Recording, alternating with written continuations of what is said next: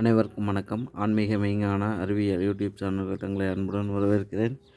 எல்லாமல்ல குருநாதருடைய பொற்பாதத்தை வணங்கி உலகை ஆளும் அன்னை மயான தாயுடைய பொற்பாதத்தை வணங்கி இந்த காணொலியை சமர்ப்பணம் செய்கிறேன். இப்போ பார்த்துட்ருக்கிறது புடம் போடுற முறை. புடம் அப்படின்ற சூழ்நிலைக்கு மணல் மறைவில் புடம் போடு அப்படின்னு சொல்லியிருக்காங்க. ஒருவேளை நம்ம பெரும் மருந்துகள் செய்யும் போது நம்ம புடத்து மேலேயோ இல்லை அதிகமான வெப்பநிலை கொடுத்து அந்த உள்ளே புடத்தில் இருக்கக்கூடிய செயல்பாடு எது உருகி வெளியே வந்துடும், தெரித்து வெளியே போயிடும் மருந்து அப்படின்ற பட்சத்துக்கு மணலுக்கு பதிலாக உப்பை வச்சு புடம் போடுங்க.